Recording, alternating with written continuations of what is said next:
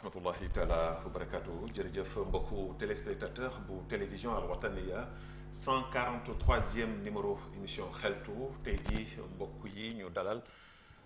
ñaari kàngam ci wàllu tàggat yaram ñu war a nag tey jii faram-fàcce maanaam xeltu waxtaan ci lépp loo xam ni dafay jëm ci li nga xam ni moom mooy qualification bi nga xam ne équipe nationale bu Mauritanie qualifié nañ ko nag ay bis yu ñu jënn ci CHAN bi nga xam ni mooy leur deuxième maanaam participation depuis bi nga xamee ni taxawal nañu li nga xam ni mooy Coupe d'Afrique boobu la nga xam ni dafa war a seq ak équipe yi nga xam ni ñoom ñooy yëngatu ci seen biir réew ba tax na tey jii mbokk yi ñu invité ñaari kàngam ci wàllu football bi ci 143e comme ni leen ko waxee téeméer ak ñeent fukk ak ñetteelu maanaam émission bu xeltu ku ci jëkk ki mooy le doyen Babacar Diop ñu koy wax Ndiobo Babacar Diop di Ndiobo moom nekk koo xam ni ku ñu ràññee la ci wàllu football Mauritanie def ci loo xam ni jaloor bu mag la nekkoon aussi tamit ancien capitaine de l'équipe nationale la Mauritanie tey jii nekk un entraîneur boo xam ni fierté la ci réewu Mauritanie après 2 années yoo xam ni ñoo ngi koy jox raay boobu nga xam ni mooy meilleur entraîneur keneen ki nga xam ni nag kenn dootu ko présenté réewu Mauritanie ci maanaam kàddoom ci taxawaayam muy Mody Mbodj ak aussi tamit que ci langage de vérité bi nga xam ni mi ngi koy yëkkati toujours ci wàllu football bi moom tamit di nekk entraîneur boo xam ni mën naa wax ni de haut niveau pourquoi parce que kenn werantewul xam-xamam ak xalaatam ci li nga xam ni moom lay yëngatu ba tax na ñu war a faram-fàcce nag ñoom ñaar li nga xam ne mooy qualification bi mais le football mauritanien alors parce que tamit dëgg la dem nañu CHAN pour la 2e fois mais est-ce que tey jii footballu Mauritanie qualifié nañu rek fekk na maanaam egg nañu fu nu war a egg wala des na lu bari loo xam ne war nañ ci liggéey téléphone bi tamit daan ko ubbi mën a permettre aussi tamit que sunu téléspectateurs yi ñoom tamit ñu participer ci biir émission boobu laata nag ñuy dugg ci loolu lépp du ñuy bàyyi ak le doyen Babacar ñu bàyyi la nga nuyoog mbokku téléspectateurs yi ñu soogam nag soobu ci laaj ak tontu yi. bon maa lay gërëm ci woolu bi nga ma woolu yaakaar naa du sama njëkk woolu maa ngi nuyu ñëpp képp nga xam ne yaa ngi suivre émission bi di leen ñaanal jàmm di ko ñaanal seen njaboot du tax ñu toog fii mooy li naam wax rek mooy affaire footballu Mauritanie te yaakaar naa ñi mu invité tey xam ne ñu bari si footballu mauritanien. voilà sama deuxième invité di le doyen Mody tey tamit comme ni mu ko waxee rek loolu ñu koy waxee du sa gulee tey jii ci plateau bu émission xeltu ma bàyyi laat nga nuyoog mbokku téléspectateurs yi. waaw jërëjëf Babacar di rafetlu invitation bi di ko rafetlu baax a baax di ko rafetlu ndax ki ma toogal tey muy vraiment di sama kilifa ci sport bi jiitu ma ci sport bi bu baax ba pare tette ma ci te jàppale ma ci bu baax a baax aussi quoi je pense que c'est une fierté ma toog moom tey si émission bi mel nii et surtout te remercier aussi pour les initiatives que tu as pour ce genre d'émission qui sont importantes pour la population mu am solo trop pour dëkk bi donc lanu yàlla may jàmm rek ñu fekk def ko si jàmm teel na ko si jàmm ak salaam incha allah. voilà très bien coach foofu sax si laay desandeek yow dama lay poser sama question bu njëkk après la qualification de l'équipe nationale locale alors donc satisfaction la parce que exploit la ñu def de Mali parce que ñëpp xam na ni catégorie maanaam petite catégorie bi Mali daf ci liggéey bu am solo ba tax na bett na leen après les 2 buts partout yi ñu def fii à Nouakchott ban jàngat en tant qu'un expert un entraîneur tey jii ci seen qualification. waaw da nga koy rafetlu dans la mesure parce que ñu ñëpp ay Mauritaniens da nga koy rafetlu mooy que ñu participer ci le conseil des nations africaines ñu bokk ci je crois que loolu raaya Mauritanie taxaw fa am na solo c'est très important mais bi ci des comme si sa waxoon nga junj nga ko tey quoi que ñëpp que ni ñu delloo ci xel yi aussi quoi que ni qualification bi taxul que ni pare na wala egg na fu war a egg des na lu bare ci yoon boo xam ne war na ko liggéey xëy na qualification bi sax ñu bare xaaruñu ko woon na quand même fédération bi xaaru ko woon donc qualification xale yi liggéey nañ ko lijjanti nañ ko comme ni nga koy waxee ba yàlla may ndam ci loolu ñu koy rafet lu baax a baax ndax dañu war delluwaat foofu mais Babacar dama yaakaar ne ñun suñu football Mauritanie war nañu passé fu ñuy qualifié CHAN sax di ko feet ñun war nañu passé loolu parce que CHAN dafa naa ñun ñoo war am équipe boo xam ni am na fukki at kenn du ko soppi moom rek ma fi nekk amul benn dëkk ci Afrique buy jouer équipe nationale nga fay jouer at toog fa at amul ñun rek ñoo amay jouer def fukki at ci équipe nationale juróom benn at donc CHAN dañu war dem di ko fekk participer di ko gagner di ñëw toog dañu war dem gagner rek ñëw toog parce que ñun ñooy équipe bi gën a expérimenté sur le plan local en Afrique suñu góor équipe nationale am na 10 ans l'équipe nationale locale donc du pour man suñu mbégte warul nekk ci qualification CHAN du fête pour man c'est pas une grande fête pour man parce que dañ fa war dem ci at bu ne ñun pour man sama gis-gis suñu équipe locale dafa war dem at bu ne CHAN ndax loolu am moom mooy suñu fierté kan ba eggul fa parce que amuñu joueur de qualité ñu fa yóbbu mais tey fi tey localement on est supérieur à beaucoup de pays africains parce que nous avons une équipe locale bu gën a stable boo xam ne c'est dans la durée. voilà coach Babacar tey jii li nga xam ni moom la moo di wax je pense que ci même logique boobu yow tamit ngay jàngatee mbir mi est-ce que tey jii seen qualification tey jii bien vrai que ni feetu noonu ko est-ce que d'accord ak moom ci kàddu boobu que ni jarul ñu koy feetu am na leneen lu war a viser lu dul tey jii qualification CHAN. bon li mu wax dëgg la parce que technicien la. xam nga technicien mooy génne yu bari ci mbiru football. mais comme ni nga ko waxee aussi suñu équipe locale bi yaakaar naa si sous-région bi kenn war leen mën ndax lii ñu def tey jàllale bi ñu def tey ñu bari yaakaaruñu ko woon ndax même joueurs yi seen bopp yaakaaruñu ko woon mais bi ñu demee ba nga xam ne dem nañu Mali te à chaque fois Mali moo ñuy baare pour ñu dem CHAN bon CHAN dafa nekk la nga xam ni ku nekk war na fa dem daal mais ñun aussi comme ni ko moo di waxee ñun chaque année dañu war dem CHAN. ndax pourquoi ndax xale yi si sous-région bi kenn dàqu leen football. et li mu wax te ils sont plus constants. te ils sont plus constants parce que li ko moo di waxee parce que il a donné l'exemple de Souleymane Diallo mais yàgg nañu du moom rek bari nañu. ils am na fa def 10 ans de plus. mais seet yeneen réew yi chaque CHAN dañuy dem. est-ce que tey jii objectif Mauritanie tey jii mën na bokk ci maanaam pas outsider yi mais aujourd'hui bokk ci favori yi est-ce que yaakaar nga ni équipe nationale u Mauritanie bi mën na bokk ci favori yi. bon mën na si bokk parce que mën na si bokk ndax dañ ko wane seen si bu passé bi seen poule bi passé bi kenn yaakaar Mauritanie dana nekk deuxième si gannaaw Cameroun bi ñu defee tirage bi ñu def poule bi ñëpp di wax Mauritanie war du dem mais xale yi dañuy jël seen fula ak seen fayda ak seen matukaay. war ni ñoom mënuñu football ñu parce que ñoom CHAN boobu gaa ni ñu ko arrêté dañu waroon dem CHAN Coupe d'Afrique boobu dañu waroon dem mais du yàlla def rek c'est moo am daal. alors coach est-ce que tey jii après la qualification de l'équipe locale tey jii comme ni nga ko waxee est-ce que pratiquement parce que le match allait fii 2 buts partout man bi ma ko jàngatee xool ko gis naa ni amoon na ay failles yu bare xëy na rectifier nañu le tir dem def exploit def gagné fa 1-0 mais est-ce que yaakaar nga ni aujourd'hui les staff techniques bi nga xam ne ñoo yore équipe nationale bi tey jii wóolu nga leen tey jii pour que ñu mën a dem egg ci niveau boo xam ne comme ni nga ko waxee dem jëli trophée bi dellu si. waaw xam nga foofu bon man comme technicien laa xëy na sawar ma sax di wax say entraîneur de technicien yi mais entraîneur bi fi ne actuellement mu warul yor équipe bi sax tey boo gisee qualification CHAN bii nii ñu qualifié xale yi ñoo qualifié équipe bi peuple bi ñoo qualifié parce que changement yi mu apporté yi tey boo gisee 5 changements yi apporté yi mosuñu joué équipe nationale ñooñu dana leen woo di leen génne mosuñu dugg bi ñu duggee keroog ñoom ñoo lijjanti match bi ñoo ko lijjanti donc c'est que waa ji amul capacité bi ak martaba boo xam ni mën na ak kilifteef pour gérer équipe bi amul kilifteef boobu ba pare toogu fi c'est que xam nga ñun dañuy nax suñu bopp xam nga ñun Mauritanie dañuy nax suñu bopp fédération day nax état bi xamuñu football parce que entraîneur mënoo koy fay ay millions yu bare mu toog France bu weesu match ñëwee mu ñëw man tey su ma joxoon équipe bi ma dem Rosso Mauritanie seet sama waa kër bu ma ñëwee mu nekk est-ce que scandale bu ma jox équipe bi ma dem sama kër Rosso weekend seet sama waa kër ñëwaat mu nekk scandale parce que moo di laa tudd mais tubaab bi France la toog. mais est-ce que du complexe loolu. non moom exemple fa laay dem c'est que tey tubaab bi fii la France la toog Moustapha Sall mooy def sélection wala fédération xam bu ko def sélection bi bu ñëw jëbal que liste mu entraîné équipe bi classé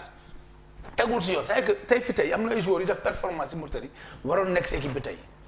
te pas parce que mi ngi toog tey Djibi Diop Karamoko Traoré Demba Traoré Hassan Ngara ils n'ont jamais joué de match ñoom ñoo joué Mali pour te dire que potentiel Mauritanie am na mais nga jàpp si Massamba ma dem bés bu ne. mais est-ce que coach lu ñuy wax ci clan wu équipe nationale aussi tamit que desu si ba léegi que ni équipe nationale pour nga football fi sax dafa am nooy defee wala. non loolu kay loolu amatul loolu passé na loolu c'est que loolu dafa ancré au niveau de la fédération te il faut nga am gannaaw ñu la boot pour nga jouer équipe nationale am na ay joueurs xam ni dañuy jouer équipe nationale ñu performant bañ performant ñu équipe nationale loolu c'est équipe nationale Mauritanie ñoo ko moom entraîneur bi du logique sax mu dëkk France di entraîner équipe locale. jox leen ko beneen chinois mais na fi dëkk. mooy jox ko beneen Ndungayeen mu mais na fi dëkk mais li jaaduwul mooy jël équipe jox ko koo xam ni day voyager bu voyager équipe bi gannaaw joueur des fii amuñu ko leen entraîné ñu wootee Oumar Ndiaye suba ñu woo Luis gannaaw suba keneen ñooñu entraîné te yow xamoo programme entraîné lan la nga entraîné mu dem nga ñëw jël leen yow utiliser leen te xamoo waaj mu programme lan leen entraîné donc yooyu. alors pour yow deal dafa am ci seen si biir. bu dul deal tamit ñàkk jël matukaay la xam nga loolu moo nu échec loo daaw Ndiob wax na que léegi qualifié nu Coupe d'Afrique bi ñun dañoo war a dem CAN année passée. tout à fait xamul tax parce que les objectifs étaient dañu jël benn entraîneur jox ko ñetti équipe jox ko espoir jox ko local jox ko A. ñu am match dem fële dem jouer ji Mali xaw ma Gambie équipe nationale locale bi nekkoon fii war préparé amuñu ko leen entraîné. Mali ñëw war junior yi ñu bàyyi junior yi war entraîné wuñu parce que entraîneur junior yi moo doon adjoint A ñu dem ñoom ñëpp Gambie bi Mali ñëw 4-0 lañu doon bi nax kenn waxul.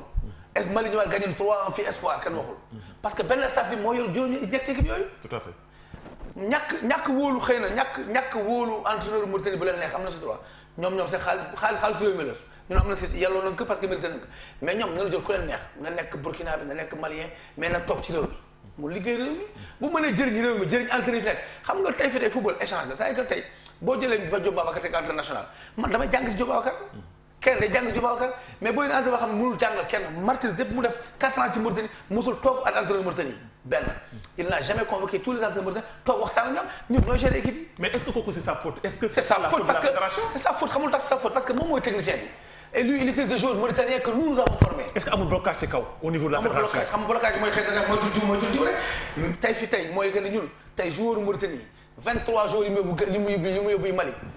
entre 22 yi entraîneur wala 21 entraîneur Diop ba ma Kazalika ñooñu ñoo leen tàggat am ñoo xam maa leen tàggat bi nekkee ay xale yu ndaw am 4 ans 5 ans ñeneen ñi vieux Diop leen tàggat bi amee 4 ans 5 ans donc aujourd'hui xale yi suñu xale noonu mënuñu leen yokk loo xam ne mënuñu ko jàngal si ñoom mais tey fi tey cër boobu mu waroon jox ñun fédération dalaloon cër boobu mooy que lu Mauritanie boo indee am Mourinho tey mënul qualifié bi te suñu liggéey du feeñ parce que xale yi ñun ñoo leen tàggat kenn tàggatu leen donc loolu c'est que complexe boobu mooy que Martins bi mu toogee war na woo entraîneur leen yéen kat yéen Diop ba yaar Concorde moo yaar taw Kings kii mooy taw la joueur bi lan la mel sama joueur bi may wax convoqué est-ce que pare na wala parewul mais loolu mooy dëgg c'est mais logique bi mooy que li nga wax fédération bi ñoo demoon seen mission de travail ko amuñu direction tubaab la xamul lu xew mu ngi fekk si ko bureau duggul ci CT bi xamul réalité club yi alors que c'est les clubs qui ont les joueurs club yi ñooy fay joueurs yi ñooy faj joueurs yi fédération fayu leen équipe nationale fayu leen club yi joueurs yi ñu équipe bi moo leen club yi moom club yi samay entraîneur fa nekk entraîneur ngay jox cër ñu liggéey ak yow seen liggéey mën sotti tant que joxawuñu cër boobu entraîneur seen liggéey du antu mais coach est-ce que tey jii du ñu dëggal li nga xam ni moo di wax na ko yow ñaari at teg la nañ ko di la désigner meilleur entraîneur alors man je ne comprends plus rien parce que wax naa ko fii ci plateau bi mënuma mën a comprendre des entraîneurs yoo xam ne de haut niveau yu mel ne yéen ngeen dem jàngi seen diplôme ci kaw dellu si waat du wane ko ci terrain tey jii ñu lay nommé 2 fois meilleur entraîneur de la Mauritanie et alors que ba tey mën na am confiance tey jii dénk leen équipe nationale bu Mauritanie est-ce que du xeebal ci yéen. non du question xeebal parce que moo di wax na wax ji il faut nga am gannaaw gannaaw ci lan. mais ci ñi lay dimbale ñi lay intervenir ñi lay wala nga ñëw chaque fois di leen ñëw di seet si di bokk seen groupe daal. c'est-à-dire que mooy li ma wax est-ce que ay deal la. waaw mais bare na. dama jox benn exemple. ki ñu woo tey muy junior entraîneur équipe nationale junior. mais man moo ñu def stage Allemagne 1 mois on a le même diplôme. c'est un ami que je connais. et ñu lay désigner chaque 2 ans de suite meilleur entraîneur. mais ñu ma koy désigner parce que sama liggéey la. parce que et mënuloo am confiance jox la équipe nationale. mais du ma leen ko laaj du ma dem seen bureau du ma dem fenn sama liggéey maa ngi ko liggéey. je suis dans mon club et club bu ma jaar macha allah yàlla mooy suturaal. alors quelle est la solution maintenant. mais la solution moom moo ñu continuer liggéey nag xëy na yàlla dina def benn bis.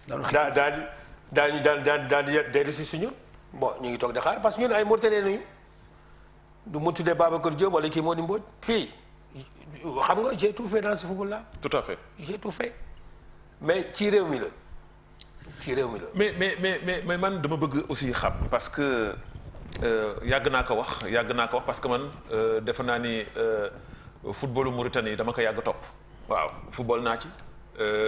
topp naa ko xam naa lu ci nekk dama koy wax benn jour ma ni leen temps yi may football caisse nationale ak ñoom taxmaan mu nekk sunu capitaine défaite bi police am ci jamono jooju pendant 7 ans amu ko ñu ñoo leen ko jox keroog 2-1 je me rappelle bien maa nekkoon ca camp ya voilà et alors mais je veux dire que tout simplement tey jii suñu tolloo tey jii ci football Mauritanie fi ñu toll nii ba tey jii ñuy hésiter di wax ni ñun on a un problème bi mooy lan jëli tubaab boo xam ne toogul ci biir réew mi neexul wax soo ko waxee ñu ne waaw du ñu bëgg déstabiliser fi jën fi mais il faut avoir le courage de le dire Corentin Martins du critère bi tey jii war a yore équipe nationale Mauritanie bien vrai que tey jii xëy na ñu ngi def benn jógu ci wàllu football alors yow en tant que aussi tamit tey jii entraîneur ban jàkka nga ci am. Est-ce que vous partagez cette même idée que Mody? bon li Mody moo ci wax moo am parce que xam nga Martins dañ ko jël dafa xam nga ci contrat am na contrat da ngay résider ci réew mi wala nga résider à l'extérieur. ba ko am na ci contrat mais contrat boobu moom nuñ ko jox c'est-à-dire que match moo koy indi bu match pare ñibbi mais Martins bi gars yi bi Mauritanie dellu ci équipe nationale. mais ñëwul dafa Mali la jaaree dem. foofu la continuer dem qualification bi. manque de respect te peuple baa ngi koy feetu entraîneur bi anamu dem na France. est-ce que le respect la.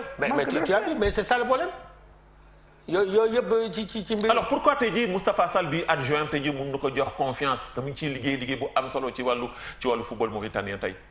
bon Moustapha moom la gars yi yaakaar comme que moo nekk Martins yëpp moom moo koy def Moustapha comme li ko Mody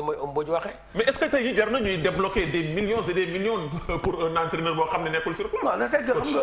xam nga moom loolu mooy c'est que man xam nga loolu sax am na yeneen xam nga tey fi say fee nos voisins sama mbokk sénégalais yi mën nañu ko permettre am na 23 professionnels yu jógee Europe ànd ak entraîneur bi ñëw bu leen neexee Aliou Cissé bu ko neexee dëkk France parce qu'il a 23 professionnels yu nekk France ñun suñu équipe nationale locale mooy base bi amuñu professionnel Mauritanie ay joué CFA nga am duñu sax joué ñi sëpp joué wuñu ñi sëpp match ni joué match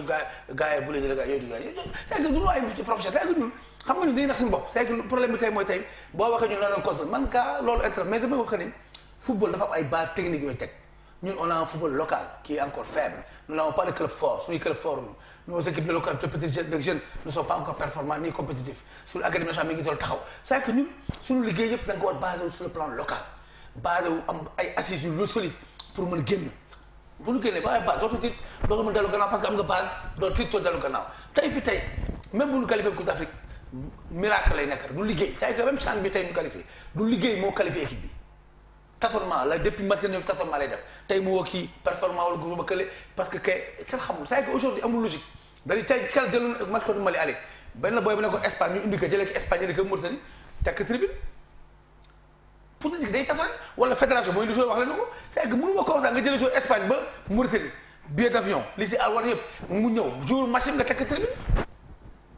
donc y a aucune logique dans ce qu'ils font c'est que amul ligne de conduite boo xam ni mi ngi nii football dafa am base teguwul ci ay turu ma Samba wala ma Demba dafa am une logique booy def le football d'abord c'est un sport collectif mais très individuel c'est que la performance individuelle moo jiitu tant que jiitu la performance individuelle daa ngay tey de mais suba da ngay gàtt parce que du continuer parce que l'objectif du football mooy nga am une base solide nga liggéey si dans la sérénité et dans le sérieux pour nga mën progresser mais boo tegee tey nga liggéey kii liggéeyoo nga teg gañe tey ñun tàkk gannaaw suba ngeen toog. très bien coach am na loo xam ne aussi tamit il faut que ñu bàyyi ci xel mooy le choix des joueurs. parce que gis nañu ko man dama koy topp gis naa que le choix des joueurs mauritaniens da ngay gis ay joueurs yoo xam ni du ñuy def feu et flamme capable de jouer en équipe nationale mais si surprise bu mag boo xam ne dañ koy jàngat à chaque fois du leen woo ci équipe nationale. mais kooku jaaduwul parce que am na benn exemple nga xam ni foo ma joxe ko gis nga Edichia Boulani mooy Eto'o. waaw Eto'o bokkul ci sélection yi. mais c'est un très bon attaquant. le meilleur en place. et puis le meilleur attaquant vrai Eto'o la mais du bokk. lu tax loolu. mais si choix yi la comme ni nga expliqué choix critères de sélection yi. mais amul comme ni moo di expliqué parce que nous jouons un championnat local mais performance bi si joueur du championnat yi la mais booy woo da ngay woo joueur ba nga xam ne il est performant. mais yow moo la dëkk si benn tour rek chaque sélection ñoom ñooy ñëw chaque sélection mais ñeneen ñi mais ils vont plus travailler. absolument te ñi ngay woo aussi encore ils vont plus travailler parce que ñoom dañuy wax ñun à chaque sélection ñun dañuy bokk il faut pas fatiguer ñun dañuy bokk. même si numéro chambre xam nañ ko ku war bokkul autre xam naa ko mais ñeneen ils vont pas travailler. ils vont pas travailler. alors et puis man li ma ci gën a metti mooy même ci entraîneurs yi nga xam ne tey jii ñoo nekk au niveau de l'équipe nationale wala staff bi nekk ci équipe nationale kenn ku nekk da nga am sa ay joueurs kooku moom c'est clair en Mauritanie. mais am na mais tey am na benn exemple bu gars yi cité un ami bon bëgguma tudd turam bon ci entraîneur dafa am ay business si choix yi joueur yi ñu am ay business dafa nekk. dafa visible. waaw dañ lay jël su la jëlee da ngay def nangam. da ngay def nii. xam nga man je suis fi ma nekk comme ni moo di ma expliqué rek yu bari ma la ko di wax yow bu fekkee da nga may doom yu joué da nga may rakk yu joué ah. waaw soo waxee ñu ni sa doom moo tax ngay wax sa doom moo tax ma wax. mais moo di xam na sama doom. yow xam nga sama doom. tout à fait ah jàmbaar la. tout à fait yow la nga jëlee sama doom si équipe nationale A pro. imagine nga war dem Dakar match local entraînement match d'entraînement de yow nga jëndi ko. te mu woon si A bi. man mosuma ñëw ni moo di sama doom pourquoi nga jëndi mais ñoo naan si nga xam ne moom moo amee équipe bi. bon ma ni que mais yow man dafa am lu ma jaaxal mais sama doom bi nga dem Dakar da nga ko jëndi mu ma question choix la. mais choix amatul mais poste boobu moom muy joué mais moo dee ngi nii xam na. non man même su dul moo di man topp naa ko lu yàgg. bi ñuy joué seen match bi qualification à Bamako. mais match piège la. piège la comme ni moo di expliqué. gëmatul woon que équipe bi moo tugal ñeneen ñi. parce que il fallait que moom foofu mu def loolu mais dafa leen di sànni. dem leen. pour ñu leen dóori mu ñi ngeen doon wax. du ñoom ñooñu. effectivement yàlla njuuñ leen. yàlla njuuñ leen. mais loolu mais am na. du liggéey loolu moo am. c'est grave. mais jibi sama doom jibi mais léegi bu mu paree Matis boo njëkk yu tëb si kawam te pourtant mi ngi koy gis ku xarañ la ku mën football la mais man je suis très mal placé. waaye pour le dire voilà parce que soo waxee ñu ni sa doomam lay xalal yoon bi alors que il fait partie aujourd'hui des terrains de sensibiliser yoo xam ne wax dëgg yàlla c'est un autre cas loolu xam nga du benn boobu rek c'est pire que ça tey booy bi dama Mali ki jiwoon Mali dem ba latéral gauche bi yoon Mali keroog mooy sélection bi dem Mali da génn nañ gis bokkul te moo joué titulaire Mali tey am na yoo xam ni mënoo ko expliquer tey moo joué titulaire Mali Demba Traoré moo joué titulaire Mali xale bu bon football sélection bi génn moo daal moo dem c'est que amuñu critère de logique chronologique sportive techniquement ay choix objectif technique amuñu c'est que football tegul si ay sama doom la boo mënee mën nga boo mënoo tout à fait amul xaaral ma dem te ñëw c'est que il faut gars yi dépasser wu cadre non kii diw la non yooyu dafa jeex ci football baaxa tey baaxa mooy capitaine national xale yi mënuñu ko fa jëlee parce que moo gën ay xale yi moo leen gën taxaw mais ci bi Diop dafa am place am foofu kenn am place am c'est que loolu tey man gis naa joueur bu def 3 mois joué wul man équipe nationale bii blessure 3 mois 9e journée championnat la gaañu 8e journée mu dellu si 3 mois joué retour dernier journée la journée ñu wax ko machin bàyyi fi ñu joué saison bi. et même au poste de gardien de but gis naa fi le petit Diop là boo xam ni il est bien. il est dans la sélection. voilà il s'est blessé malheureusement. non c'était le dans le groupe. parce que dama gisugul benn yoon ba tey jii. Souleymane boobu préparation tey jii pour que xam ni mu ngi jëm. ñu koy préparé remplaçant. waaw xam nga loolu aussi vision la mooy li ma wax sànq. ñun football mooy li ma wax football ay pièges de rechange c'est-à-dire que football da ngay am une liste short de 50 joueurs wala 55 joueurs. mais lii mooy liste short de l'équipe nationale mauritanienne nga siy génne ay 23 parfois 24 parfois 26 mais tu as une liste short tey Babacar génnee Babacar naam mooy ñëw Babacar génne Mody mooy ñëw c'est que liste nga bu wër que tu as 4 latéral gauche 4 latéral droit 4 latéral axiaux c'est que football noonu lay doxee dans tous les pays du monde il y a une ligne de conduite booy topp on a un groupe short de 50 joueurs dañuy dem CAN CHAN 2018 CHAN janvier la saison commence on fait une liste short de 45 joueurs 50 joueurs de la saison liste leen xool la sa performance bu si génnee 23 yi kon lu wax. mais coach est-ce que tey jii aussi tamit amul leen loo xam ne daf leen di un peu tiital ci footballu mauritanien suñu demee ba nga xam ne le football mauritanien ñoo ngi koy politiser parce que ñëpp xam nañu le président de la fédération ñëpp xam nañu politicien la léegi. tout à fait. alors est-ce que loolu ça fait pas peur aussi. non moi je suis ça m'inquiète pas parce que état xëy na am nga état Mauritanie li mu def ci xaalis pour Mauritanie bi depuis indépendance mosul am. donc mérite la. depuis indépendance ba tey. ba ñii di jouer ba tey. li état Aziz def ci football Mauritanie ci milliards. mosul am. donc war na la passer fii. c'est pas normal. benn mi des mooy dañuy jox joueurs yi 800 euros di ko ndamoo wala bu ñu koy jox le 1000 euros ñoom ñi dirigeant ñaata euros la ngay lekk fu joué lekk 800 euros lekk na fa 2000 4000 euros. c'est que logique bi mooy. et puis mooy li ma wax sànq ni benn lobby bu nekk ci fédération bi te il faut avoir le courage de le dire. mais day jeex xam nga dañu ko gëmul yàlla rek ñàkk gëm yàlla xam boo gëmee yàlla day xam bu la joxee liggéey da nga ko war jubal mooy yàlla la jubal la santaane mais boo nekkee si dëngate ak jublang tôt ou tard da ngay toroxee parce que échec ngay dem da ngay dem ba yaakaar yàlla tas sa yaakaar parce que yàlla bëggul lu dëng bëggul lu jubati njublang la gaa yi dëkkee suñu sax mais dafa war deñ xam nga tey fi tey ñoom daanu gëm dem ba xippi xam ne ñoom li nekk tegul si yoon Ahmed Ndiaye dem na fédération Sénégal moo def élection fédération Sénégal. Tout à fait. il a vu 1000 et quelques personnes dans la salle 300 et quelques votants fii comment yow fii nga accepté Mauritanie 14 personnes ñooy voté 15 personnes ñooy voté 16 personnes pour ngay changer texte pour bañ jóge fédération te yàlla bu tëddee fii da nga fiy jógee amaa da ngay dee da ngay feebar wala sa mandat jàng nga jóge fi yàlla moo yor nit ñi parce que yàlla fa gars yi jëlikat yàlla moo yor nit ñi njublang naxante dafay jeex. voilà te loolu bari na ci sunu football donc may fàttali maa ngi invité tey jii deux grands messieurs du football mauritanien Babacar Diop Ndiobo donc ñu xam que ci xarañam ancien capitaine de l'équipe nationale de la Mauritanie entraîneur de haut niveau 2 fois meilleur entraîneur de la Mauritanie Mody Mbodj expert entraîneur boo xam ni tamit xam-xamam ñëpp wan nañ ko barki dem ma fàttali mi ngi woon côté Sénégal doon fa def formation wala doon formé ay kàngam ci wàllu football loolu mérite la te loolu tamit war nañu mën a fexe ba di ko signaler alors mooy fàttali mbokku téléspectateur wi di gërëm di sant aussi également notre grand donc Baye Ndiaga Mokhtar Fall ci wàllu son bi ànd ci aussi le berger Mouhaj Diallo moo fàttali leen ni kon daanu affiché les numéros donc ci seen petit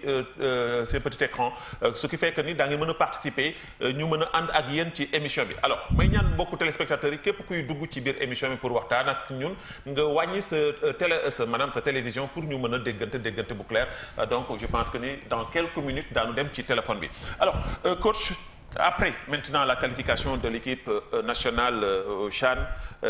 lan mooy tey objectif bi tey jii lan la ñu war a mën a teg loo xam ni lu concret la loo xam ni dana mën a tax xale yi suñu demee mën fa gagner. bon loolu question bu am importance parce que léegi je crois que phase finale yi janvier la. bon ñu ngi ci mois d'août. temps de préparation bi des na lu bare yaatu na léegi il faut voir parce que et puis championnat bi léegi mu démarré aussi parce que du ñuy qualifié rek ñoo war dem phase finale ba mais il faut nga seet gëstu yóbbu parce que Mauritanie bu demee Kenya parce que phase finale yi Kenya la du leen xaare ay kii di leen xaare si matukaay bu mag dégg nga donc il faut ñoom ñu jëm def préparation bu am maanaa bañ dem décevoir population bi parce que boo wax rek qualifié naa phase finale du ma liggéey non. Et puis surtout il faut que ñu attirer attention aussi tamit que les sélectionneurs ak les staff que ni ça ne veut pas dire que ni équipe bi moo qualifié ñu bëgg ko bàyyi mission équipe boobu dem ba comme ni ko Mody waxee dem ba mois de janvier ci phase finale yooyu parce que am na ay performances yu am championnat dana ubbi dana am ay joueurs yoo xam daanu ñëw ak xarañte. donc il faut que loolu tamit ñu bàyyi ci xel. il faut ñu bàyyi ci xel parce que lu am importance parce que équipe nationale ñun moom la ñu am joueur buy joué képp joueur buy joué sa objectif mooy dem équipe nationale. mais comme ni ko Mody expliqué équipe nationale bi dafa nekk la nga xam ni ay nit ko moom wala ay joueur ko moom ñoom seen kër la moo tax xale yi léegi nangatuñu def benn performance dañuy wax rek c'est les mêmes ñu ñuy woo tout le temps et puis boo seetee c'est les mêmes yow même si joueur équipe nationale yooyu comme ni mu expliqué logo yi demoon nii mais am na ñu def match yu grave yu xarañ match booy dem mais yóbbu leen yow la nga yóbboo ku blessé ka nga xam yow teguloo ko match contre Mali joué wul ki nga teg postam il a joué ne match bu nga xam ni vraiment à 100% mais bàyyil kooku yóbbul ke kooku dana ki nga bàyyi dana gën liggéey pour delluwaat place am pour demaat si place man loolu laa xam mais bu fekkee kooku tam moom indi nga ko remplaçant bi dafa am loxo waaw remplaçant bi joué nga war dem ma préparation di remplaçant bi yóbbu ko mais kooku bu fekkee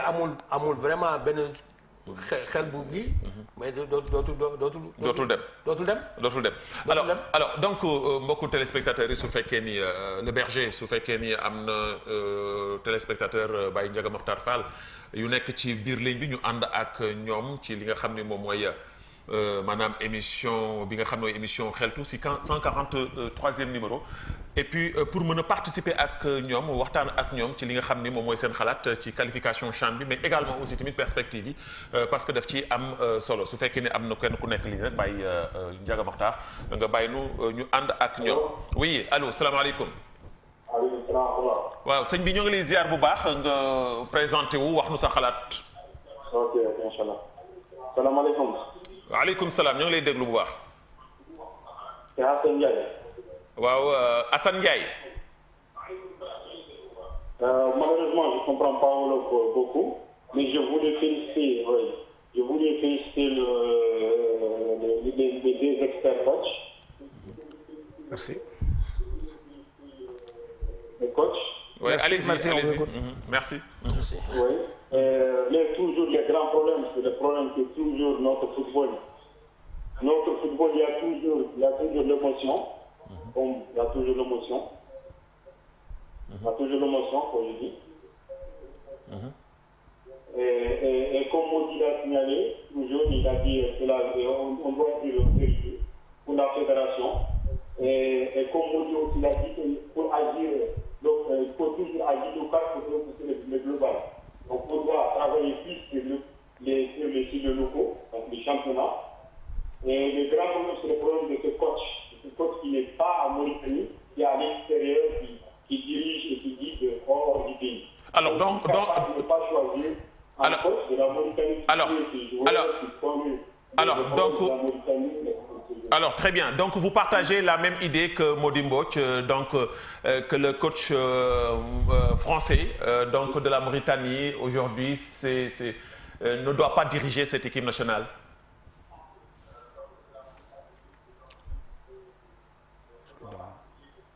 Exactement, parce qu'il ne connaît pas les joueurs,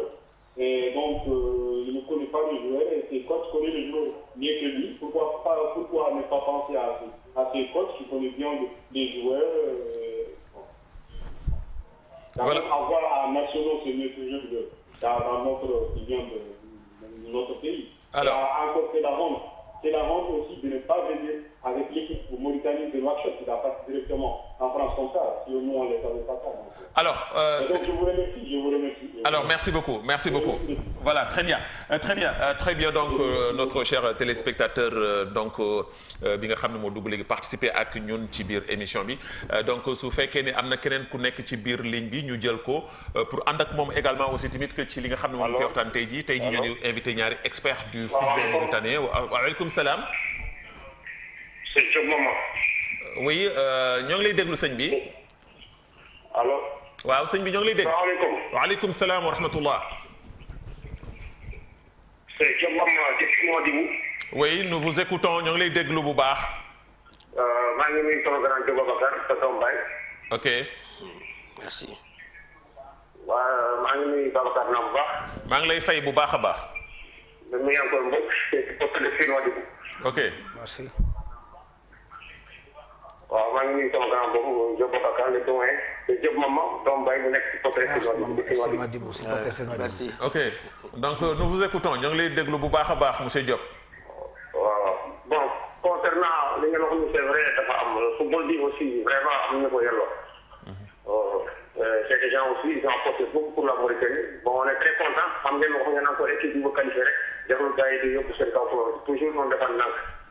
parce que am na yàlla na ko aussi am na seen cër football Mauritanie kenn war leen jekk kenn war leen bàyyi ndax ñoom am nañu pas-pas am nañu xarañ bi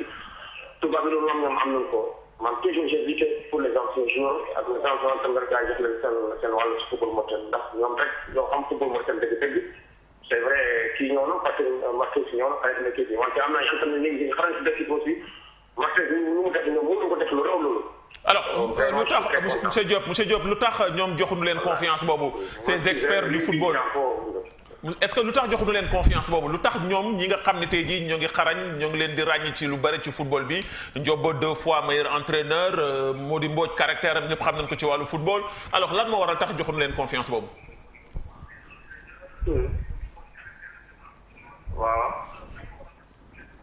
waaw xam nga aussi ñun suñu dëkk bi ñu xam nañu dëkk bi xam nga en général ñoom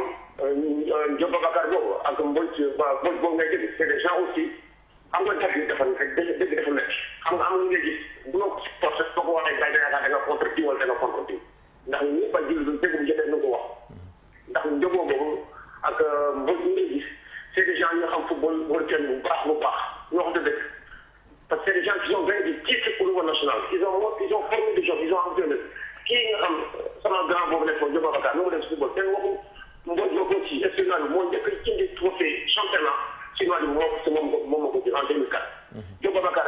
kenn waxul ku léegi macha allah il fait c'est important ci football moderne dama ñaan yàlla rek xëy na jotul bis bu jotee ñu daan xam ni ay jàmbaar la ay gaynde loolu. ndax ñoom alors il faut ñu wax man toujours jëlee pour ñu am ay entraîneurs locaux. très bien ñoom ñu xam base bi. très bien monsieur Diop mais clan yi nga xam ni ñoo ngi koy wax ñoom ñoo ngi cité léegi ni dafa am ay clan ci biir équipe nationale bi ci biir fédération bi est-ce que tey jii clan boobu mën na yóbbu fu mu retenir footballam ci kaw.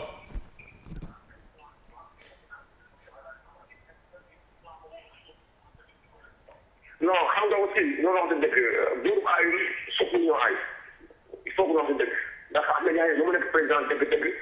parfois am nañ ne foofu même bu defee loolu ñoom kenn du ko dëgg xam nga en général bu mu mel noonu nit noonu koo bëgg boo gisee yaa ngi def yenn sayt war noonu ñu wax président ni nga mel ni nga mel parce que c'est vrai am na il a porté pour le football moo te wax dëgg wante parfois am na ñu nekk foofu tour di ko soit diw mu ci diw sa wuli année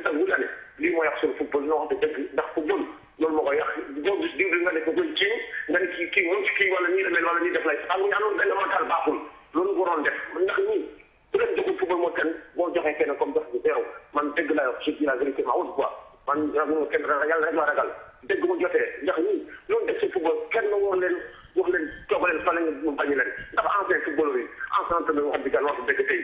boo demee fii Sénégal nga lay Gondo wala nga dem Algérie Koulou bi nekk fan nga dem Patrick Badinga wala nekk Djibril Traoré ñëpp xam nga ni ñoo def ci football kenn mënul wax ni da leen war a gépp man loolu laay contre entraîneur locaux c'est vrai jox leen locaux après yëpp toog gis ne yéen ay entraîneur locaux. ok merci beaucoup voilà merci beaucoup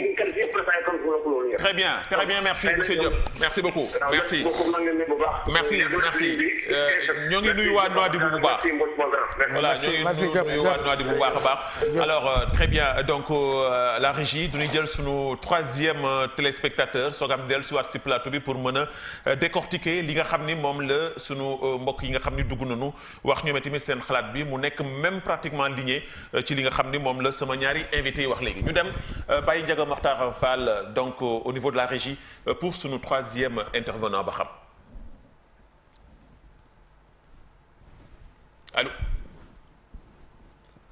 allô voilà donc du ñu dellu si ci plateau bi coach dégg nga li nga xam ni moom la ñaar ñi nga xam ne ñoo fi dugg léegi wax alors li ñu wax lii c'est pratiquement la même chose li ngeen xam ne tracé ngeen ko alors que mbir mi dañ ko war a jaarale ci yoon bañ a indi ay sentiments te du xamte dëgg te bañ ko politiser wala bañ ko def ay affaire mbokk ak ay affaire maanaam ay clan pour que le football l'intérêt parce que ku wax yàlla tax ngay wax fekkee yàlla moo tax ngay wax te nga jub te nga dëggu sa bëgg xam nga ne football Mauritanie li si lëndëm li si yàqu moo ëpp li si defalu ñu ngi yaakaar rek mu ëllëg mu changé Ahmed Yaye kooku lii am na volonté am na bëgg-bëgg bi am na kii bi mais ñi ko wër ñëpp bu juumee kan du wax juum xam nga nit aussi bu ànd ak moom na ngay wax dëgg parfois bu bëggee wax nga ne président fii nga bëgg jaar baaxul jaaral yoon bële yàlla moom nit ñi yàlla mooy wërsëg nit ñi bu fekkee boo waxee fi li nga bëgg la baaxul da nga xam sa wërsëg nga xam ne gëmuloo yàlla donc problème mooy Ahmed Yaye bëgg na mais ñi ko wër ñëpp kenn du ko dëgg monsieur ñi gën màggat nag ak gën si nekk ndaw mais est-ce que moom ñàkk fulla la c'est que ñi ko wër loo koy ñi wër xam nga ñi ko wër dem ay sabab ñu baal ma seen bi suñu mbokk rek ñoo fa nekk fédération football bu doxee ñun la bu yàqu ñun la ñun ñoo fa nekk tey suñu ay mag ñoo fa nekk mais kenn amul kilifteefu fullay darajee man ta wax ni Ahmed li nga bëgg a def baaxul Mauritanie yoon la muy indi entraîneur malien pour équipe nationale Mauritanie malien en vérité quoi qu'est-ce que Baye-Ba peut nous apporter Baye-Ba lan la mën jàngal man ci football tout à fait Marti du mboq ga Marti gàtt naa du entraîneur pour man Marti Baye-Ba ga entraîneur pour Marti ga du entraîneur pour man parce que ancien joueur rek la du pour man il n'a aucune qualité d'entraîneur donc mbir mi yëpp mooy ñi fa nekk ñi bu waa jëlee yenn décision yi nga ne que déet président lii c'est pas normal lii mooy yoon léegi bi kooku beneen cas bi mooy kii Jobaaka Concorde mooy champion de Mauritanie nan la champion de Mauritanie benn international la am champion de Mauritanie à un international équipe bi nekk 5e 6e am ay 4 internationaux 5 internationaux amul ci benn dëkk amul ci benn monde amul fenn ça veut dire que équipe football performance la tey un joueur am na joueur bu nekk gauche Hani Mbarek il mérite de jouer en équipe nationale vu la saison qu'il a faite un gosse comme Bathie El Hadj Malick il mérite de jouer en équipe nationale vu la saison qu'il a faite un gosse comme Bari il mérite une sélection comme la saison nga dem Kassar un gosse comme Bachir qui troisième milieu de championnat il n'est pas sélectionné parce que je joue des attaques qui ont marqué même pas 2 buts donc bu am li si lëndëm moo bare mais boo ko xam nga boo waxee loolu taxul nag xam nga contre man boo ñëwee ko dama contre parce que man xam naa ne yàlla moo tax may wax football bi si la bokk kenn mënu ma ci génne wax naa la football boo ci génnee ki ci bokk dugal ci ki ci bokkul du dem loolu moo nekk ci mbir diplomat ñi si nekk ñoom bokkuñu si ñi nekk ci biir football actuellement nekk ci fédération bi bokkuñu ci football bi. man dama dégg tout les anciens entraîneurs comme les Birama comme les Sénédri comme ces anciens là déggatuma leen ci maanaam le football mauritanien. ci waaw on les a mis en quarantaine ñooñu Birama mi entraîné club Sénédri ga entraîné dafa am club ils nous ont mis en quarantaine anciens ñun man ba ma nekk entraîneur ñi ñoo tax ma nekk entraîneur parce que ñoom laa topp ba nekk entraîneur c'est tey fii ñu fu ñu jox leen ñoom cër bi c'est kenn joxu leen cër bi leen war a jox cër c'est-à-dire que def yëpp du président fédéral mais ñi wër président fédéral ñooy base bi sax parce que tey fi tey li ma la wax moo si nekk tey fi tey un gars ki nekk fédération par la 40 ans fédération xam nga yaa bu ñëwee fédération bëgg def nga nekk déet président li yoon mais tey ay gars yoo xam ne fédération tey ñoo fa nekk di jël ay décisions yoo xam ne mérité wul sax nekk mérité wul nekk planton kan moom Mouhamed Yakhya boobu man de amul doomu aadama ma ñemul wax dëgg xanaa man jàkkaarloo moom man de fu ma toog ma nekk wax mais ñoom ñi ko wër est-ce que ñeme ko gëmul yàlla xam nga boo gëmul yàlla boo xam nga nit boo jiitalee kekk bi place yàlla doo dem pour ñoom bu ñu leen waxee loolu daf leen di xañ lu tuuti lu fay am ni parce que mi leen jox ay marché mi leen jox ay kara loolu parce que ñooñu bokk ci football bi xam nga boo bëggee ci football nga bokk ci benn mbir nga bëgg te muy dëgg ci yow te yàlla tax nga bëgg ko billaay bu waaj nar ko yàq daa ko bañ daa xeex ba jeef man ku bëgg a yàq football daa jaar sama kaw yaram daa sama koor ngay jaay parce que si laay sudulu si laay teral si laay tëdd parce que moom laa gëm moom laay tudd ku ko bëgg a yàq sama doo jaar si man si kenn ngay jaar mais daa jaar si man c'est que nit ki il faut nga jiital dëgg jiital yàlla xam ne yàlla moo yor nit ñi man tey fi tey maa ngi nii bu ma woon équipe nationale damay dem jël fa sama wërsëg bu fa yàlla bu ma war a dem dàq damay dem mais du ma tere génn football bi fi laay nekk mun ñëw génne njob mun ma si génne. est-ce que 3 personnes xam nga 3 pièces ñun 3 personnes duñ deux mais est-ce que moment boobu ba léegi tey jii ñoo ngi leen di seet si pour waxtaan ak yéen négocier ak yéen. dina ñëw waaw nga fii laa la ko waxee équipe nationale Mauritanie day mujj suñu loxo man de gëm naa ni bu yàlla mayee lu mu nanguwul équipe nationale Mauritanie dina tegu sama loxo dina tegu su loxo Diop Boubacar tant que yàlla nga ne ma wér ak gudd fan dana tegu suñu loxo ñun ñoo ko moom wiiri da ngay ñëw ndaari rek ñun ñoo ko moom c'est que man dama gëm ne ñun ñoo fay mujjee mais il faut que ñëpp gëm loolu c'est que képp kuy nit ku ñuul wala nekk ci football Mauritanie bi da nga war gëm que ni football bi ñun ñoo ko moom c'est que man sama principe la sama xeex sama combat mooy que ni képp ku may dégg tey muy sama grand muy sama morom dana war gëm que ñun ñoo fi ne te dana war gëm suñu bopp que ni gars yi football bi day delluwaat suñu loxo man loolu laa gëm te day am bu yàlla mayee lu mu nanguwul. alors Baye Ndiaga Makhtar su fekkee ni mën nga nu yóbbu ñu seeti téléspectateurs yi nga xam ne ñoo nekk ci biir ligne bi alors comme ni ñu ko waxee woon si njëlbeen parce que amoon nañ ci yaakaar te yaakaar boobu aussi tamit que déjà téléspectateurs yi dugg yi bàyyi nañ ci xel 2 grands entraîneurs du football mauritanien ñu jël mbokku téléspectateur bi ci ligne bi dellu soit ci biir plateau bi mbokk mi asalaamaaleykum. salaamaaleykum. waaleykum salaam wa rahmatullah wa barakaatu. salaamaaleykum. waaw sëñ bi ñoo ngi lay dégg bu baax a baax. waaw Babacar maa ngi lay nuyu Njobo yaa ngi may maa xool. yaa ngi may maa xool grand Njobo. kooku man la Hassan Camara wa xeer waaw Assane ñoo ngi lay déglu. grand xam nga ñooñu wallahi lu ñu ko wax nii du dara mënuñu wax rek c'est parce que suñu waxee leneen la. te maa ngi lay ñaan grand loolu rek laa la bëgg a wax maa ngi lay ñaan nga topp leen parce que gis nga li ñu wax ni ci tuuti la te daan am problème bu mag ñoom ngaa dina am problème te daan la seen yow kooku sama entraîneur la keneen ci sama mag la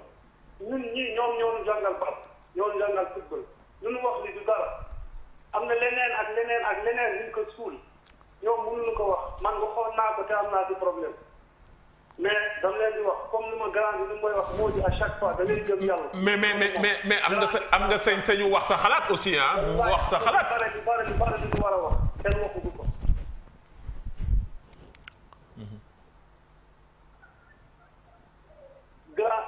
grand xam nga man li mu la bëgg a wax ni mooy tuuti dama lay jox tuuti rek am naa ñaari joueurs yu dem Espagne. ñaari joueurs le premier professionnel ci biir Mauritanie man maa leen génnee. ñoom ñu lekk 75 000 euros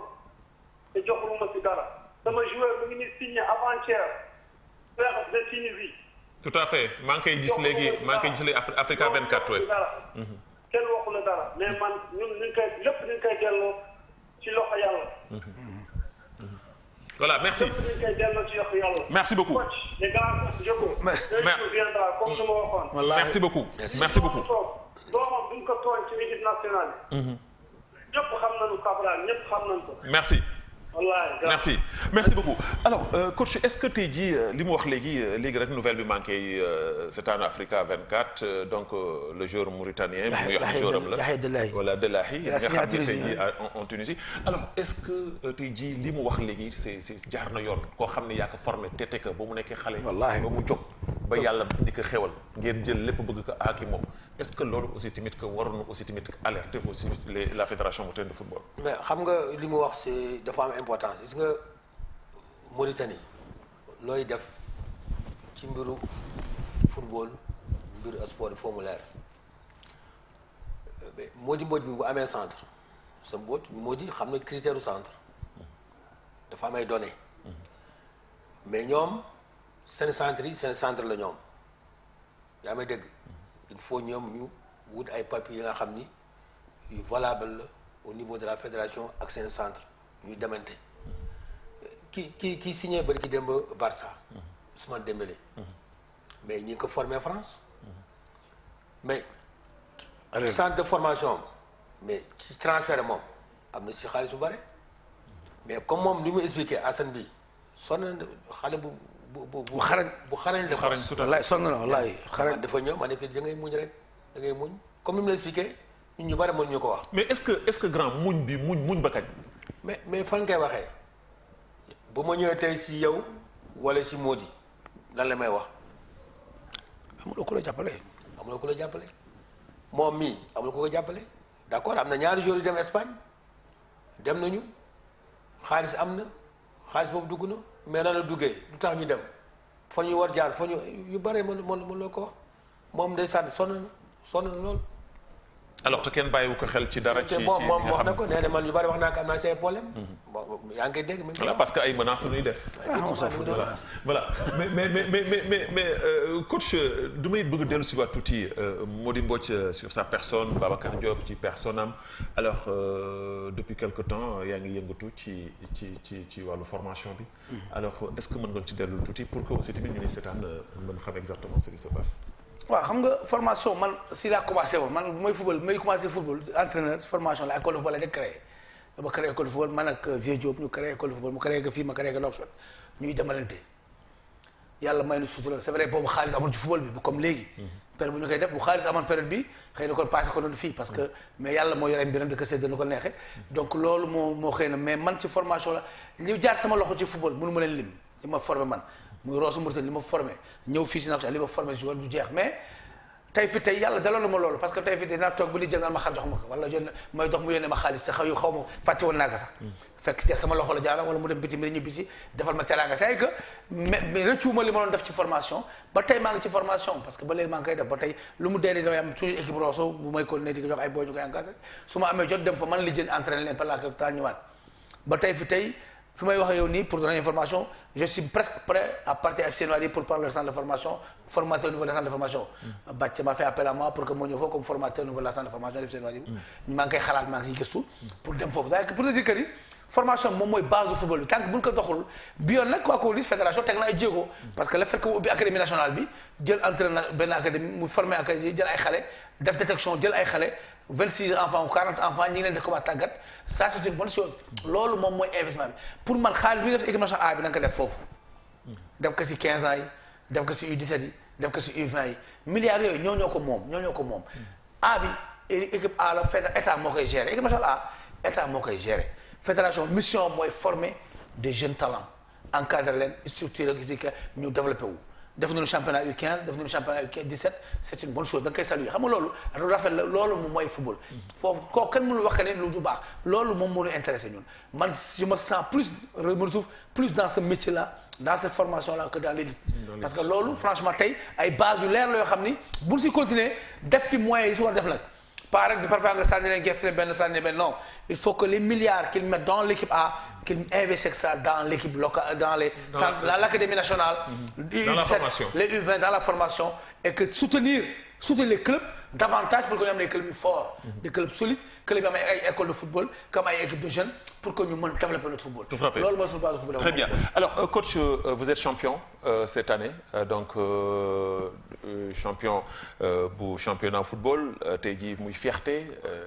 ce parcours defe naa ne tey jii macha allah jarutul ñu koy wax mais tey jii perspective bi tey jii est-ce que ASC Concorde dana dem li nga xam ne moom mooy championnat d'Afrique. bon ba tey si suba rek maa ngi wane ak Mody président bi nee na ma am na lettre bu mu defoon ministère te am na si yaakaar pour ñu dem Ligue des champions Afrique mais xam nga fii Mauritanie ku nekk champion rek am nga droit coupe arabe des clubs champions parce que président yi ngay gis yëpp moom la ñuy wut président bu jël champion bu nekkul champion rek yow sonn nga daal sa champion sa saison échec na moo tax ren suñu championnat bi dafa metti ba léegi fu mu ne wax gaa xëy na jeexagul ndax ku nekk doo bëgg nekk champion ndax coupe arabe des clubs champions presque ñoom ñuy jël en charge sa transport sa hébergement sa prime ak yëpp ñoo la koy jox daal. ñoo koy gérer. waaw léegi président yi moom mi wut. bon si di nga expliquer léegi ci Concorde man bi ma ñëw année bi Concorde maa ngi ñëw ci mercato bi ndax damay ñëw bon police laa nekkoon. mais bi ma nekkee police am xam nga dañu xaw a yàkkamti. bon et puis football bi bon comme ni ko moo di expliqué yow bu fekkee amuloo ay joueurs de qualité wala. ngay soog a démarrer championnat parce que à 2 journées d'un championnat mais mun la wax équipe bi day dem deuxième division mun na nekk à 2 journées ma xam ni loolu daf may indi leen problème daf may jaxase ma expliqué leen ni bon fekkee wóolu leen ma rek ngeen woo keneen et bi ma yàlla defee loolu ma dem Concorde si mercato bi ñu woo ma may gëstu ak xale yi bon Mody fu mu nekk rek moom fa lay nekk ndax damay jàppale aywa léegi nag bu ñu nee ma foofu yàlla def championnat bi dem ci mercato bi ba ñu am championnat phase retour yi ba yàlla may ñu champion te di gërëm président wu Concorde naka El Hadj Sy lu nekk def na ci équipe bi lu nekk. il a été brave quand même. lu nekk jox na ko joueur yi prime de match yi ci versaire yi la da koy doublé. suñu match bu contre FC Nouadhibou moo gën metti ci match yi moo di woon foofu presque ñëpp dañoo xool dañuy door. El Hadj moom c'est un jeune très motivé. non il est motivé. il est très motivé. te bëggul ku ko yàpp. te bëggul aussi équipe am di am ay tolof. def la lu nekk ci équipe bi ak ñi mu àndal ñi dirigeant concurrent xam ne ñëwoon nañu ak moom di ko dimbale ñoom ñëpp def nañu lu mag ci équipe bi. seen kéemtalaay kàttan. loolu moo tax gën poussé xale yi te dafa waxtaan ak xale yi parce que dafa waxtaan ak xale yi mu ne man lan laa war def xëy di que président di nga war def mooy leen motiver joueurs yi ci prime de match yi match gagné da nga koy yokk loolu moo leen may chance te à chaque fois bu ñu gagné dafa prime doublé wala prime triplé bay suñu match mujj ak police bi ne doo 3-0 sa capital yoor bu nekk am na si prime triplé. et alors c'est des jeunes yoo xam tey jii ils sont engagés mais ba tey jàppale bi ñu leen war a jàppale dafa des. non mais même ñoom sax ils doivent plus d'ambition man ñoom El Hadj sax ils doivent avoir plus d'ambition viser la fédération yoo xam ni même bu dul dëgg si yow sax ngay gëtal waa ji waa dëgg tiital. dëgg la. que ni fii bëgg naa place bëgg naa xel. tout à fait kan ma bëgg lu baax kan ma bëgg lu baax peut être fédération ñëpp ko bëgg. man mii sama objectif mooy être international Mauritanie. nëbb ma ko dama koy wax fu ne. je travaille pour ça. te gëm-gëm boobu nga am moo la koy jox ëllëg. dama gëm que ni international laa war nekk. ñi fi nekk gën nga bu ñu xam-xam. lu plus amul ku ma xam-xam fii ci Mauritanie gëmuma kenn ku ma xam-xam maa gëm pour man maa gën a ay ñëpp. loolu lay jëmee. gëm sa bopp loolu ngay saa que ñun ñëpp noonu war a demee saa que ñun ñëpp noonu entraîné dama ko hey man maa mën maa kii mënuma il faut que ñu gëmënoo loolu. man fu njëb bi nekk ma nekk si gannaaw soxla ko nëbb ma ko parce que sama mbokk la sama xel la. mais coach est-ce que tey jii sa tempérament du tax du loolu moo tax gaañ ragal la parce que. moo di waalo la. du ma ko changé Babacar xoolal da nga may jël àddina en entier c'est que man du ma nekk fi ngay ay négociation moo di non lan ma jëlee Tafaraseen lu ma jëlee Tafaraseen nag loolu moo fa jëlee sa Birama sama nijaay la ki jur bi ak ki sama ñoo bokk ndey ak baay muy sama nijaay di sama mag. te mu jàngal lu bari aussi. waaw mu ma jàngal football waa ji ma tooñee gis nga dégg li ma ko wax kii laa lu sax moo tax ma jox la cër bi tey waxuma la musiba ma bàyyi dem toog sama jàpp sama njàmbur yàlla jox ma kii si ma sauvé leen deuxième ci wàllu wàcc maa tax wàccu maa leen sauvé ñu war ma ñoom tamit saison bi jeex ñu war ma c'est que pour te dire que mais loolu jaaxal ma c'est que man du ma changé si àddina yàlla moo ma sàkk moo may wërsëgal li may yor sama joxe sama njaboot yàlla moo ma koy jox doomu aadama day jaar si yow rek dama gëm que ni man Mauritanie kenn mënu ma génn ci football Babacar kenn mënu ko tout à fait te dem ko gëm te dinaa nekk international bu si yàlla suñu borom àndee may ma wér te deewu ma naa ko nekk voilà loolu man daf may def toujours fierté parce que je le dis et je le répète logique man bi ma gëm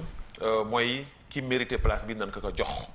man loolu moom laa gëm ci football parce que soo xoolee en général le football mauritanien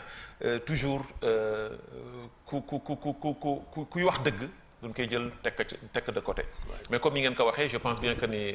un jour viendra lépp dana leer alors je reviens toujours parce que loolu c'est important yéen a ngi dem tey jii yéen a ngi nekk champion war a dem Ligue des champions war a dem coupe arabe comme ni ñu ko waxee mais est-ce que am ngeen ay stratégie yu ngeen teg ak seen président de passage mon frère El Hadj ma koy nuyu est-ce que taxawal ngeen dara loo xam ne tey jii mën ngeen ci am yaakaar pour dem ci compétition yooyu. bon loolu aussi bu saison bi jeexee si nga koy liggéey daal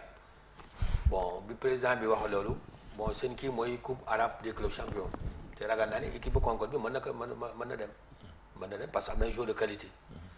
nga xam ni war nañu mën dem comme ni moo di expliqué rek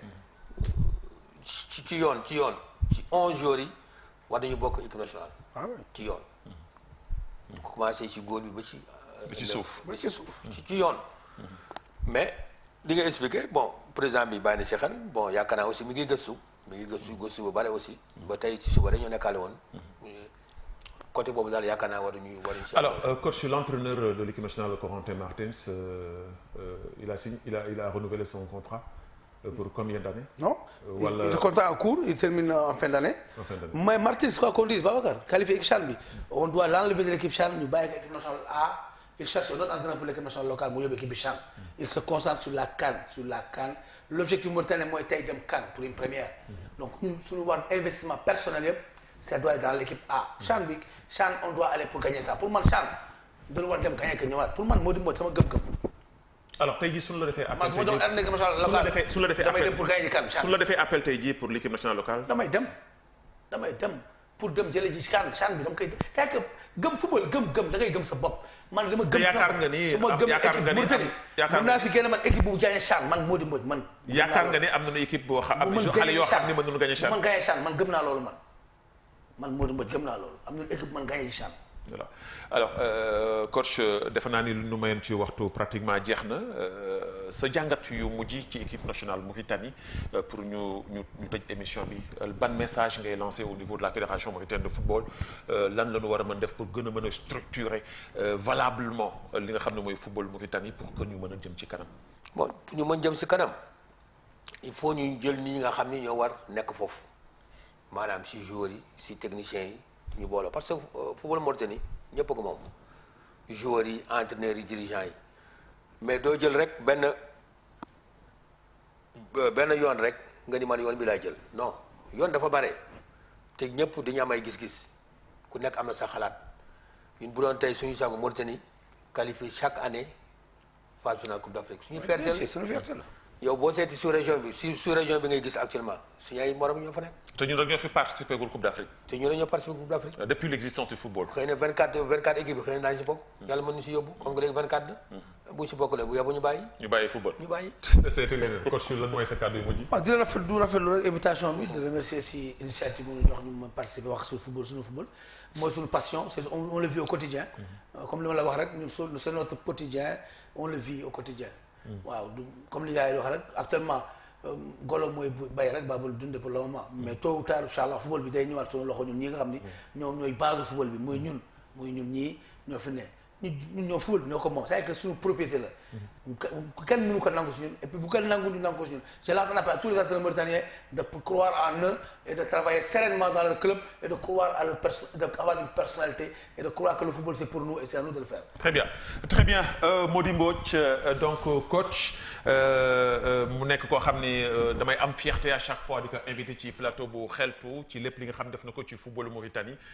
coach maa ngi lay gërëm di la sant. di la jox daje aussi tamit ci yeneen occasion ci football bi sama grand Babacar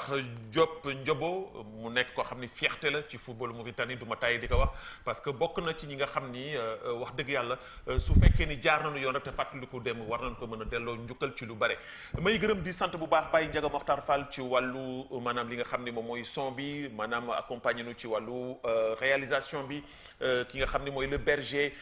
Mouhaj Diallo ci ànd bi nga xam ni ànd naka ak ñun l'infatigable di gërëm également képp koo xam ni taxaw nga jàpp ci émission bi Papa Ahmed Fall Ashmoura mais di gërëm di sant bu baax a baax ki nga xam ne mooy Sidi Gaye bi nga xam ni moom tey jii moo ma taxawu nii ba nga xam ni jën naa fi ma jën Sidi ma koy gërëm di ko sant di tailleur boo xam ni ku am jaar-jaar la dem na fu sore ci Afrique dugg na fu sore ku dem nag bay maanaam solal di ñaw en Libye di ñawal Muammar al Kadhafi xam nga ni kooku dootu ku tuuti ma koy gërëm di ko sant moom itam bu baax a baax mi ngi nekk PK et je pense bien que ni dana am yu bëri yoo xam ni Babacar naam dana fa jénn te foofu lay jaar ak man di ko gërëm di gërëm moom tamit ko famem di gërëm également képp koo xam ne mu ngi topp ci 143e numéro xam ngeen nag tabaski la ñu jëm te dañu war a nag nopp lu ji tuuti dellu siwaat ak yéen du yàgg nag donc xëy na benn semaine lay doon rek ñu dellu siwaat ñu leen di ñaanal jàmm di ko ñaanal seen njaboot di leen jox daje incha allah ci 144e numéro bu xeltu wasalaamualeykum wa rahmatullahi taala wa barakaatu.